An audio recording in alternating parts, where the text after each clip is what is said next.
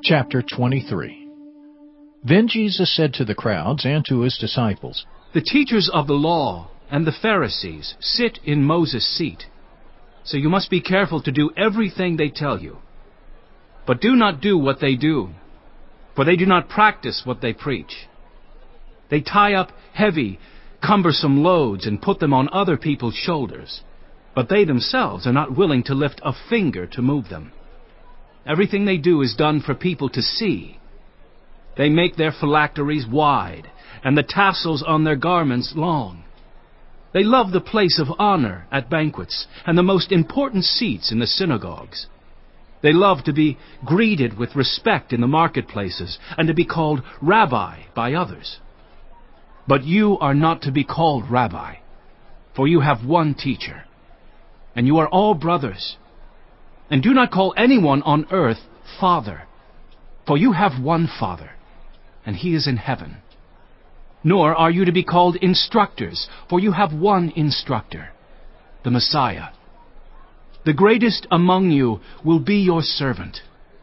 For those who exalt themselves will be humbled, and those who humble themselves will be exalted. Woe to you, teachers of the law and Pharisees, you hypocrites! You shut the door of the kingdom of heaven in people's faces. You yourselves do not enter, nor will you let those enter who are trying to. Woe to you, teachers of the law and Pharisees, you hypocrites! You travel over land and sea to win a single convert, and when you have succeeded, you make them twice as much a child of hell as you are. Woe to you, blind guides! You say, if anyone swears by the temple, it means nothing, but anyone who swears by the gold of the temple is bound by that oath. You blind fools! Which is greater, the gold or the temple that makes the gold sacred? You also say, if anyone swears by the altar, it means nothing, but anyone who swears by the gift on the altar is bound by that oath. You blind men! Which is greater, the gift or the altar that makes the gift sacred? Therefore, anyone who swears by the altar swears by it and by everything on it. And anyone who swears by the temple swears by it and by the one who dwells in it.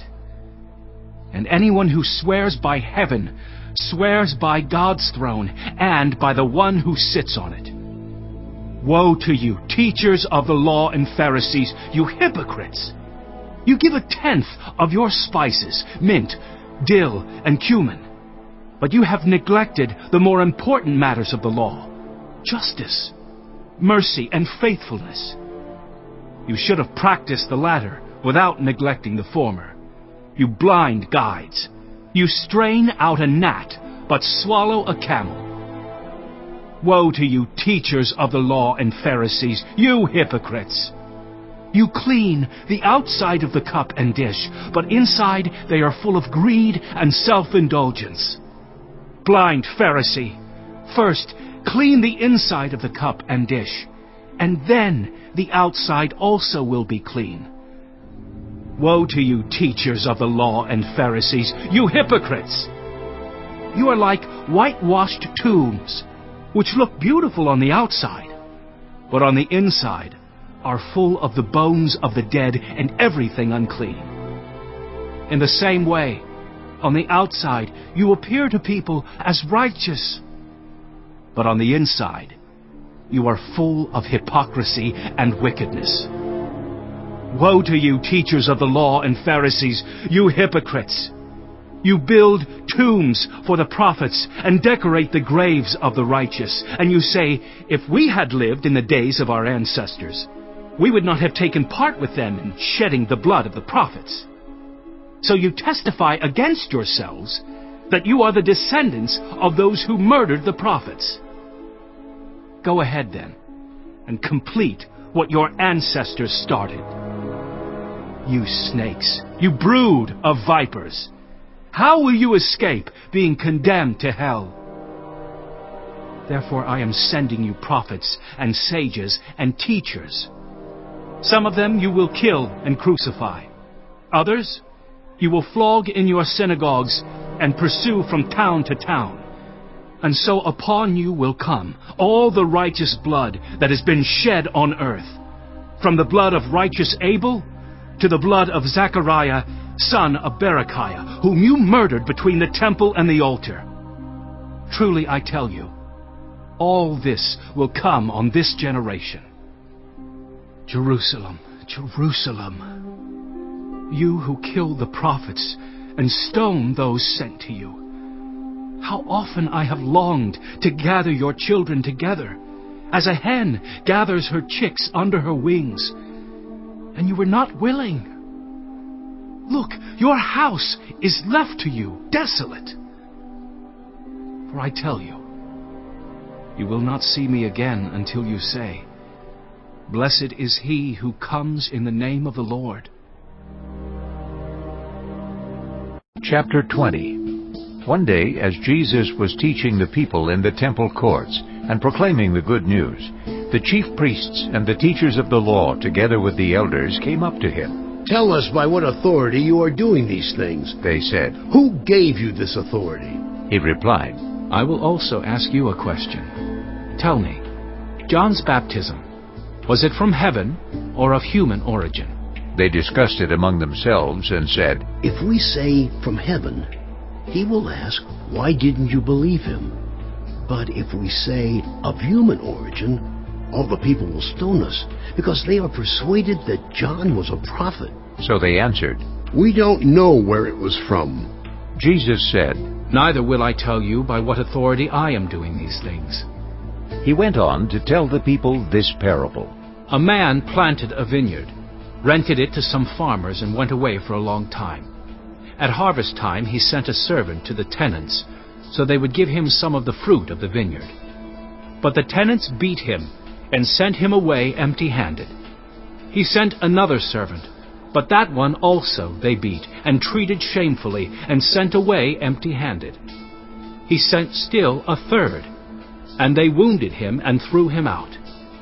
Then the owner of the vineyard said, What shall I do? I will send my son, whom I love. Perhaps they will respect him. But when the tenants saw him, they talked the matter over. This is the heir, they said. Let's kill him, and the inheritance will be ours. So they threw him out of the vineyard and killed him. What then will the owner of the vineyard do to them? He will come and kill those tenants and give the vineyard to others. When the people heard this, they said, "God forbid!" Jesus looked directly at them and asked, Then what is the meaning of that which is written? The stone the builders rejected has become the cornerstone. Everyone who falls on that stone will be broken to pieces. Anyone on whom it falls will be crushed. The teachers of the law and the chief priests looked for a way to arrest him immediately, because they knew he had spoken this parable against them. But they were afraid of the people. Keeping a close watch on him, they sent spies who pretended to be sincere.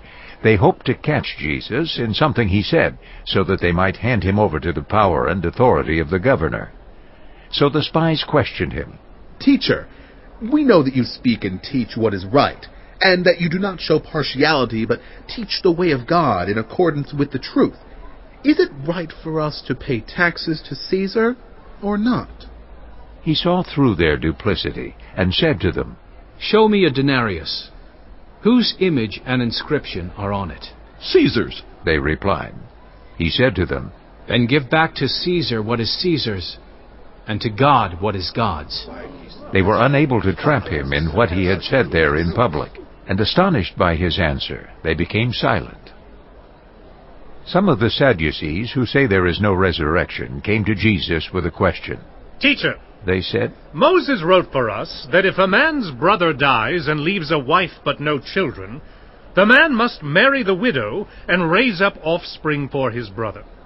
Now, there were 7 brothers. The first one married a woman and died childless. The second and then the third married her, and in the same way the 7 died, leaving no children.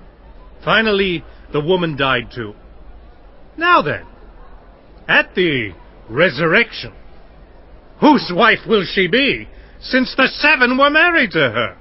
Jesus replied, The people of this age marry and are given in marriage. But those who are considered worthy of taking part in the age to come and in the resurrection from the dead will neither marry nor be given in marriage. And they can no longer die, for they are like the angels. They are God's children, since they are children of the resurrection. But in the account of the burning bush, even Moses showed that the dead rise. For he calls the Lord the God of Abraham, and the God of Isaac, and the God of Jacob. He is not the God of the dead, but of the living, for to him all are alive. Some of the teachers of the law responded, Well said, teacher. and no one dared to ask him any more questions. Then Jesus said to them, Why is it said that the Messiah is the son of David? David himself declares in the book of Psalms, The Lord said to my Lord, Sit at my right hand until I make your enemies a footstool for your feet. David calls him Lord. How then can he be his son? While all the people were listening, Jesus said to his disciples, Beware of the teachers of the law. They like to walk around in flowing robes, and love to be greeted with respect in the marketplaces, and have the most important seats in the synagogues, and the places of honor at banquets. They devour widows' houses, and for a show make lengthy prayers. These men will be punished most severely. Chapter 21. As Jesus looked up, he saw the rich putting their gifts into the temple treasury. He also saw a poor widow put in 2 very small copper coins. Truly, I tell you, He said, this poor widow has put in more than all the others. All these people gave their gifts out of their wealth, but she, out of her poverty, put in all she had to live on. Some of his disciples were remarking about how the temple was adorned with beautiful stones and with gifts dedicated to God. But Jesus said, As for what you see here, the time will come when not one stone will be left on another. Every one of them will be thrown down. Teacher, they asked, when will these things happen? And what will be the sign that they are about to take place?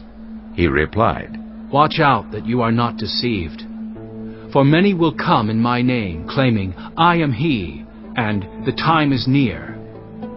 Do not follow them. When you hear of wars and uprisings, do not be frightened.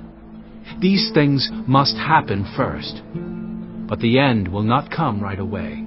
Then he said to them, Nation will rise against nation, and kingdom against kingdom. There will be great earthquakes, famines, and pestilences in various places, and fearful events and great signs from heaven.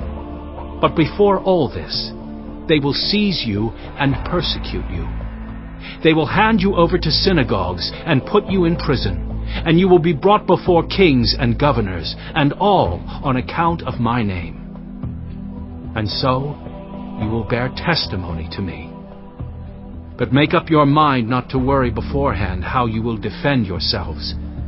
For I will give you words and wisdom that none of your adversaries will be able to resist or contradict. You will be betrayed, even by parents, brothers and sisters, relatives and friends, and they will put some of you to death. Everyone will hate you because of me, but not a hair of your head will perish. Stand firm, and you will win life. When you see Jerusalem being surrounded by armies, you will know that its desolation is near. Then let those who are in Judea flee to the mountains. Let those in the city get out, and let those in the country not enter the city. For this is the time of punishment, in fulfillment of all that has been written. How dreadful it will be in those days for pregnant women and nursing mothers. There will be great distress in the land, and wrath against this people. They will fall by the sword, and will be taken as prisoners to all the nations. Jerusalem will be trampled on by the Gentiles, until the times of the Gentiles are fulfilled. There will be signs in the sun, moon, and stars. On the earth, nations will be in anguish and perplexity at the roaring and tossing of the sea. People will faint from terror, apprehensive of what is coming on the world, for the heavenly bodies will be shaken. At that time, they will see the Son of Man coming in a cloud with power and great glory. When these things begin to take place, stand up and lift up your heads, because your redemption is drawing near. He told them this parable. Look at the fig tree and all the trees. When they sprout leaves, you can see for yourselves and know that summer is near. Even so, when you see these things happening, you know that the kingdom of God is near. Truly I tell you, this generation will certainly not pass away until all these things have happened. Heaven and earth will pass away, but my words will never pass away. Be careful, or your hearts will be weighed down with carousing, drunkenness, and the anxieties of life, and that day will close on you suddenly like a trap. For it will come on all those who live on the face of the whole earth. Be always on the watch, and pray that you may be able to escape all that is about to happen, and that you may be able to stand before the Son of Man. Each day Jesus was teaching at the temple, and each evening he went out to spend the night on the hill called the Mount of Olives. And all the people came early in the morning to hear him at the temple.